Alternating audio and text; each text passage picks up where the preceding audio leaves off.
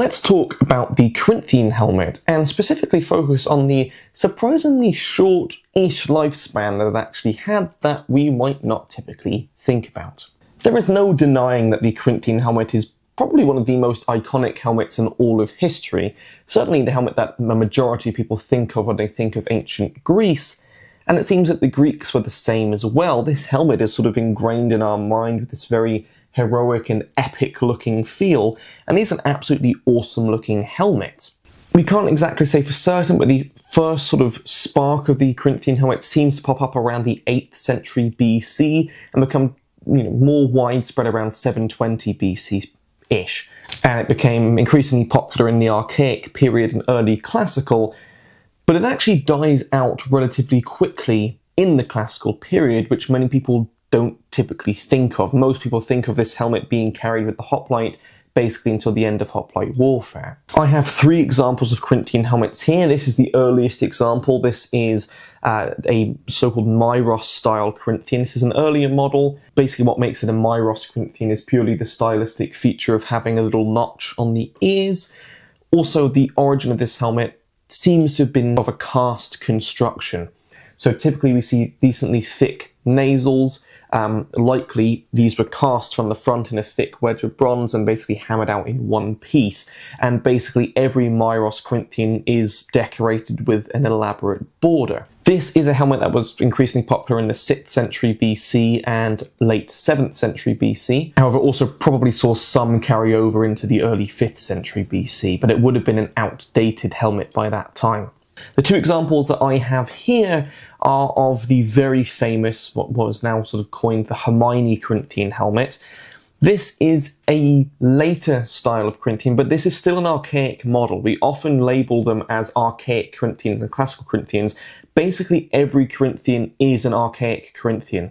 This helmet basically isn't being produced past 450 BC, which means that by the time of the Peloponnesian Wars, it would have been very rare to actually see a Corinthian helmet on the battlefield. Not impossible. We might have still seen some. If it's still a functional piece of armor that you could still wear, maybe your father wore it before you, then you probably would have seen some. There's no use to replace it. But this wasn't the peak of style at the time of the Peloponnesian Wars. So what happens? Why is this the case? Well, the Corinthian helmet undergoes a lot of evolutionary stages. Our earliest style of Corinthians actually invariably look quite crude and often quite thin as well, quite surprisingly thin. They then sort of turn into a more elaborately designed helmet, something more resembling the Myros Corinthian here, coming into the Archaic, mid-Archaic period, around the 6th century BC. The Myros is not the only style of archaic Corinthians. Some people label all archaic Corinthians as Myros Corinthians. That is not the case. The Myros is a specific model, again, that features that notch and seemingly cast construction. It has quite a characteristic shape. Not all 6th century BC Corinthian helmets are Myros Corinthians. You see other styles of Corinthians as well, but again, typically a similar pattern. There is no defined sort of cranial ridge that you see on the Hermione Corinthians, and the cheek guards are slightly more open, and the eyes are often slightly larger. Overall, this helmet is by far an incredibly comfortable helmet to wear. It's very practical. Your visibility is excellent in that helmet. The cheeks basically don't affect your vision at all. Overall, a very, very comfortable helmet to wear. And I think visibility is a lot better than people often give credit for. And that's something that's very characteristic with these helmets. We have to take into account that they are incredibly well fitted. There's not a lot of space between your face and the helmet itself. In fact, there should be areas where, the tops of the cheeks are pretty much touching the cheek guards of the helmet. But as always, military technology is not static, it evolves. So this helmet is used in a time period where warfare seems to be less structured, seems to be looser, it seems to be more warband style fighting, sort of skirmishes. You see the most heavily armoured hoplites in this period, and it seems that visibility is a little bit more of a necessity because you're more of an individual fighting body. Coming into the late 6th century BC, we start to see the Hermione Corinthian become quite popular. This is the most enclosed style of Corinthian that we see. You see the cheeks are very enclosed, the eye holes are often very narrow, and possibly a coincidence, but possibly not, seems to become very popular around the time of the Persian Wars. So it's possible that this is actually an adaptation to further combat more projectile weapons. So Persians obviously famously using a lot of archery units. So it's possible that this basically became popular, it developed because you were now in a slightly more structured, likely formation. You weren't as individual, but more so probably, I mean, we know the Greeks were fearful of the Persian arrow storm. They famously ran at Marathon and Plataea through the death zone, basically, of arrows. So it's highly possible that this helmet was a response to that change in warfare, where they were facing more arrow threat, more ranged threat. So this helmet seems to, basically fully enclose the warrior, and this is a more restrictive helmet. Still not as bad as people might think. Again, if it's a properly fitted helmet, you can see quite well, but hearing in this is a big problem, and specifically seeing down is quite a big problem. And understandably, this helmet is decently short-lived. It is a very restrictive, very epic looking and very iconic. The Greeks continue to depict heroes and hoplites in this helmet well after it seems to have been used. The helmet seems to go through one more evolution after this, and that is with an opened up ear. You will see that all of these other Corinthians have essentially a closed earpiece. This is characteristic of pretty much all archaic style helmets, and again, that's what I want to say. When we say archaic Corinthians, we typically mean earlier archaic Corinthians or mid-archaic Corinthians, but essentially every Corinthian helmet is an archaic helmet. As soon as we go into the classical period, of course, the evolution is a very blurry transitional phase. Isn't just suddenly cut off and style change, the same way that in modern world style is a gradual evolution from the 80s to the 90s to 2000s, so on and so forth. But we do seem to see, and very rarely, we have very few surviving examples of this, but Corinthians with an opened up ear. There's a very famous example of this in the Metropolitan Museum in New York. But then shortly after the Greco-Persian Wars, this helmet basically fades out of use relatively quickly. So we're only looking at around 300 years of a generous lifespan of this incredibly iconic helmet. And that's not to say that it was impractical, it's just warfare changed. So what did they change into? Why did this helmet fade out? Well, it's interesting because we see a gradual enclosing of helmets, right? We see the earlier helmets as typically more open, we then see them become incredibly enclosed, and we seem to see a dramatic shift in hoplite armament around 470 to 450 BC in favor of far more open-faced helmets. So you see basically this style of helmet get dropped entirely for more open-faced Chalcidian-style helmets, which are perhaps the next sort of evolutionary path in this, which are essentially Corinthians that are more open. You see the Illyrian helmet was contemporary with the Corinthian. It was used very popularly, but the Illyrian helmet continues to be used into the classical period. Again, a more open-faced helmet.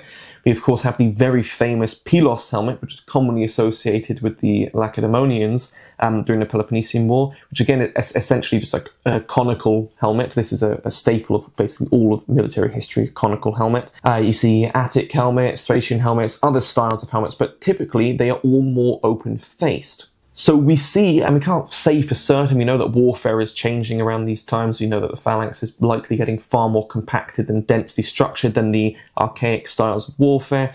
The continued threat of Persian missiles is sort of gone because you're not at war with the Persians anymore. And I think perhaps more importantly, we are shifting to longer campaigns. So especially when the Peloponnesian War kicks out, you aren't gone for a weekend anymore, you're gone for months at a time. And anyone who's marched in these practically as a reenactor can tell you how restrictive and uncomfortable it is to do long marches with these helmets. Thankfully, you can wear them tipped up. But I think that that's one of the biggest reasons, and one of the biggest reasons why we just see an overall shift to less armament in the classical period is your campaigns are so much longer. It becomes uncomfortable and impractical to transport copious amounts of armor, you're having to transport more provisions. And in that same way, the hoplites themselves are now favouring more open, less restrictive helmets. And of course, that comes with other pros as well. You do have more situational awareness, but you are at more risk of getting killed or injured.